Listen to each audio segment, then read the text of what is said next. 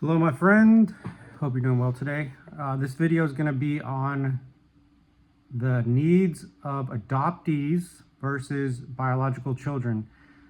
I was raised as a biological child, as my parents' own child. I was in a closed adoption.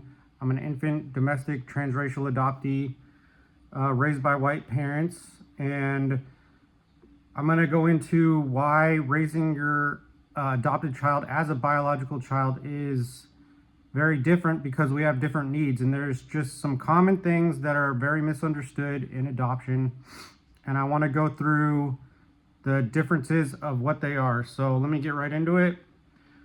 The first one is bonding and attachment support. Why is that? Infant adoptees may experience disruption in attachment due to separation from their birth mother, even if adopted shortly after birth. The needs: they need extra physical touch, such as skin-to-skin contact, consistent, responsive caregiving to build trust, understanding of potential challenges with attachment and bonding. This is so important. Number 2 is trauma-informed care. Why? Because even infants can experience stress from being separated from their birth mothers, as this separation is a form of early trauma.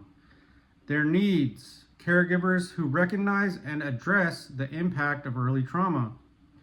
They need stability and predictability in caregiving to help mitigate stress. Number 3 is sensitive handling of prenatal exposures. Why? Some adoptees may have been exposed to substances, alcohol, drugs, or tobacco, or stress in utero due to the circumstances of the birth mother. I know my mother was a heroin addict. She did drugs and partied and drank while pregnant with all of my brothers and sisters. I know I'm messed up from that. The needs are monitoring and support for developmental delays or medical issues. Early intervention services if needed. Number 4, attention to genetic and medical history gaps. Why? Adoptive families may not have access to a complete medical or genetic history for the child. Their needs: regular health screenings and proactive medical care. Awareness of potential unknown hereditary conditions. This is so important because we don't have access to our medical history, our biological family's medical history, for infant adoptees that have sealed records. Number 5 is cultural and genetic identity awareness. Why? If the child is adopted transracially or cross-culturally, they may lack immediate connections to their biological heritage. I was raised in an all-white family, an all-white neighborhood. I'm sure you know this by now. This totally neglected my racial needs. My identity has been destroyed, and I'm still trying to pick up the pieces, and I cannot talk to my adopted parents about it.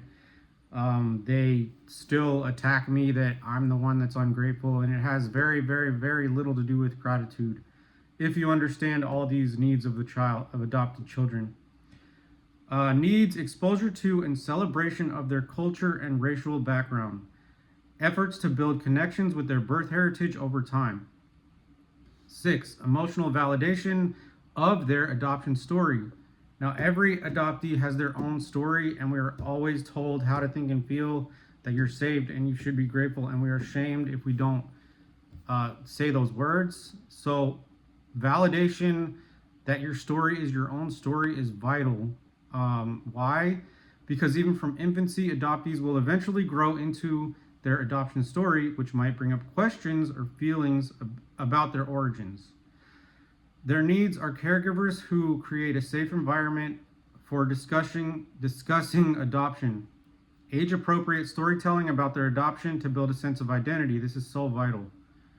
Number 7, recognition of adopted parent-child differences. This is also why you don't try to convince the child that you're the same and you're just completely forcibly part of their family, because it takes some time to build trust and build bonds. I mean, that's just how any relationship works. Why? Infant adoptees might experience subtle feelings of otherness, in quotes, as they grow, especially in families where they don't resemble their adopted parents physically. Their needs are open discussion about differences in family makeup. support for feelings of being different in quotes or unique in quotes as they arise.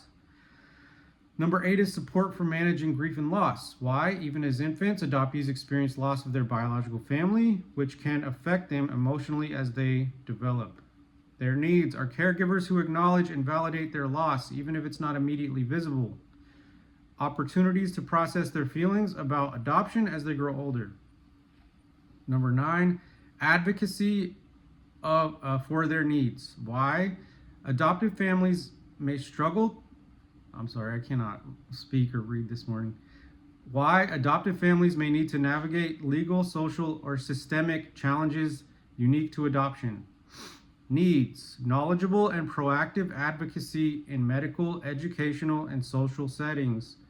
Connection with resources such as adoption competent professionals. If you don't know that just because somebody isn't a therapist or a professional therapist and they've been trained does not mean they're adoption competent or trauma informed in adoption. I am living proof of that. I've been in therapy my entire life, and I was told by professional therapists, aren't you grateful for your adoption? And that was it. That was the end of the conversation. And this is over a span of the last 20 decades. Finding an adoption competent professional is vital if you're searching for therapy. Number 10, lifelong awareness and preparation. Why? While kept children grow up with immediate access to their birth parents and history, adoptees must navigate the ongoing impact of adoption through their lives. Their needs are adoptive parents who are committed to supporting their child's emotional and physiological well-being over time. Access to support networks such as adoption communities or counseling services. Infant adoptees can thrive in loving, supportive environments, but it is essential for adoptive parents to be aware of these potential needs and seek appropriate support to help their child grow and develop in a healthy way. I really hope this helps. If you guys don't know what to do and need more resources, the outspokenadoptee.com has tons of resources on how to find a therapist, tons of educational information on there. It's the outspokenadoptee.com. I'm just blown away at how much information she has on adoption and how to heal and grow from it. I really hope this helps. I'm going to be making a lot more videos, so stick around. I'll see you in the next video.